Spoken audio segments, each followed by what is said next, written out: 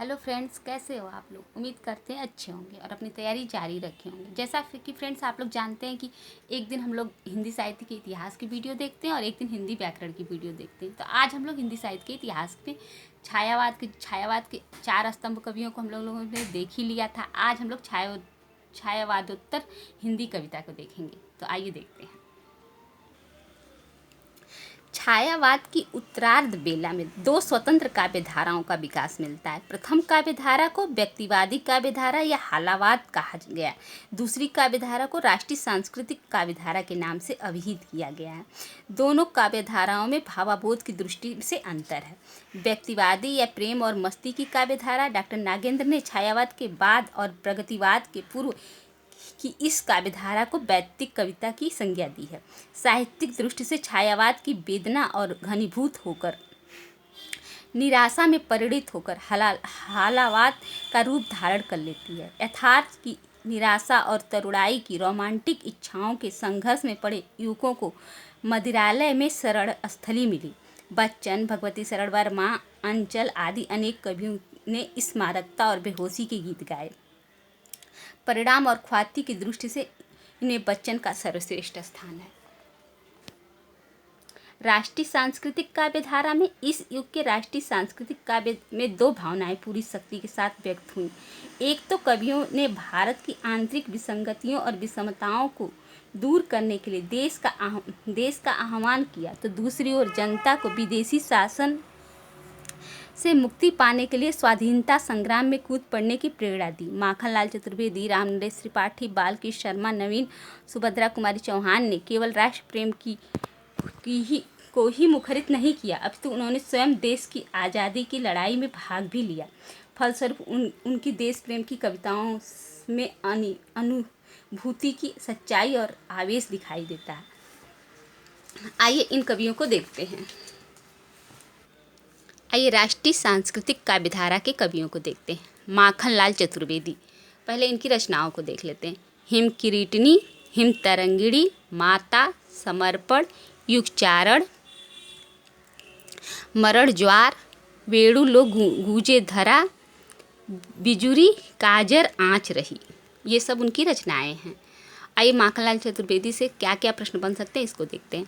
माखनलाल चतुर्वेदी को एक भारतीय आत्मा के नामों से भी जाना जाता है। पेपर में पूछ देता है एक भारतीय आत्मा किसको कहते हैं, तो माखनलाल चतुर्वेदी को कहते हैं। माखनलाल चतुर्वेदी की प्रसिद्ध कविता कैदी और कोकिला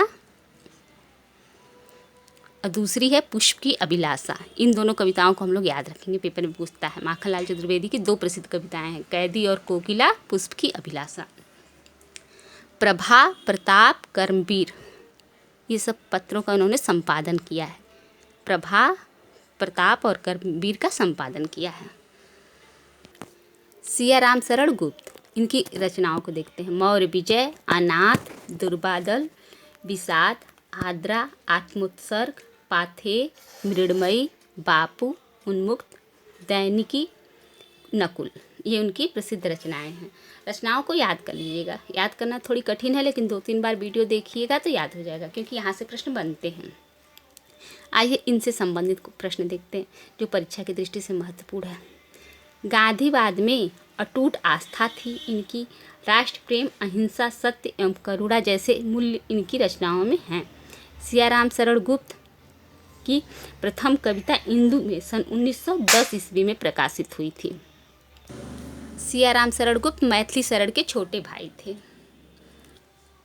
सियाराम शरण गुप्त की प्रथम कविता इंदु में कब 1910 में प्रकाशित हुई थी, इसको याद रखिए। बालकृष्ण शर्मा, नवीन, इनकी रचनाओं को देखते हैं। कुमकुम, रश्मि रेखा, अपलक, क्वासी, उर्मिला, हम बिस्पाई, जन्म से, ये बहुत उनकी प्रसिद्ध रचना है, इसको याद रखिएगा। अक्सर पीजीटी टीजीटी एग्जाम में देखेंगे तो ये रचना देखने को मिल जाती है कि ये किसने लिखा है, तो बालकृष्ण शर्मा, नवीन ने लिखा है। क्या है, हम बिस्पाई, जन्म से। विनोबा अस्तवन, आइए इनसे संबंधित प्रश्न देखते हैं जो पेपर की दृष्टि से महत्वपूर्ण है। बालकृष्ण शर्मा नवीन उपनाम से, किस नाम से, नवीन उपनाम से कविता लिखते थे। इनका प्रथम काव्य संग्रह कुमकुम है। प्रभा प्रताप का इन्होंने संपादन किया था। ये माखनलाल चतुर्वेदी प्रभा प्रताप कर्म इन तीनों का संपादन किया था, लेकिन बालकृष्ण शर्मा सिर्फ प्रभा और प्रताप का संपादन किया था। ये राष्ट्र प्रेम एवं प्रणय की भावनाओं से ओतप्रोत काव्य लिखा है इन्होंने। सुभद्रा कुमारी चौहान, आइए इनकी रचना देखते हैं। त्रिधारा मुकुल बिखरे मोती।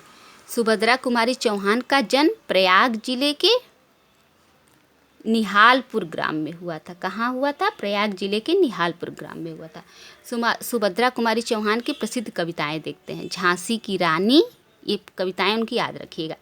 झंडे की इज्जत में, स्वदेश के प्रति और जलियांवाला बाग, ये उनकी 4 महत्वपूर्ण कविताएं हैं।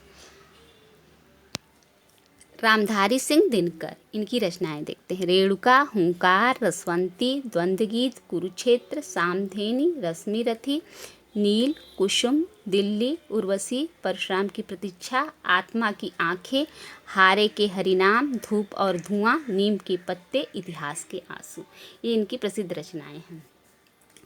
दिनकर ने स्वयं को मैथिली शरण गुप्त के सामने महज डिप्टी राष्ट्र कवि मानते हैं। उर्वशी को दिनकर ने कामाध्यात्म की उपाधि दी है। किसकी उपाधि दी है? कामाध्यात्म की उपाधि दी है। किसको? उर्वशी को। उर्वशी महाकाव्य गीति नाट्य के लिए उर्वशी महाकाव्यात्मक गीति नाट्य के लिए दिनकर को 1972 में भारतीय ज्ञानपीठ पुरस्कार प्रदान किया गया था। रामधारी सिंह दिनकर की कुरुक्षेत्र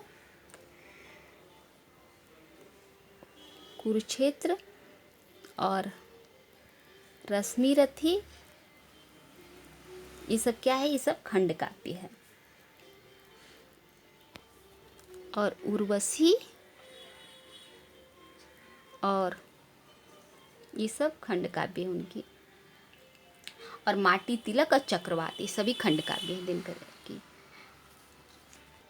आइए रामधारी सिंह दिनकर के पुरस्कार और सम्मान के बारे में थोड़ा सा बात कर लेते हैं। 1952 में ये राज्यसभा के सदस्य चुने गए थे। 1959 में ये पद्म विभूषण से सम्मानित किए गए थे। 1959 में संस्कृत के 4 अध्याय के लिए साहित्य अकादमी पुरस्कार मिला था इन्हें। 1968 में ये साहित्य चूड़ामणि और राज्य स्थान विद्यापीठ की ओर से इनको सम्मानित किया गया था। और 1972 में इन्हें ज्ञानपीठ पुरस्कार उर्वशी पर प्राप्त हुआ था। रामधारी सिंह दिनकर के निबंध है मिट्टी की ओर, अर्धनारीश्वर, रेती के फूल, भारत की सांस्कृतिक कहानी, संस्कृत के 4 अध्याय, हमारी सांस्कृतिक एकता। वैसे फ्रेंड्स, हम रामधारी सिंह दिनकर पर अलग से एक वीडियो बनाएंगे। फ्रेंड्स, कल की वीडियो में हम लोग प्रेम और मस्ती या काव्य धारा हालावाल के कवियों को देखेंगे, जिसमें हरिवंश राय बच्चन, नरेंद्र शर्मा, रामेश्वर अंचल आदि कवियों को देखेंगे। अगर आज की वीडियो अच्छी लगी हो तो लाइक, सब्सक्राइब और अपने दोस्तों में शेयर करिएगा।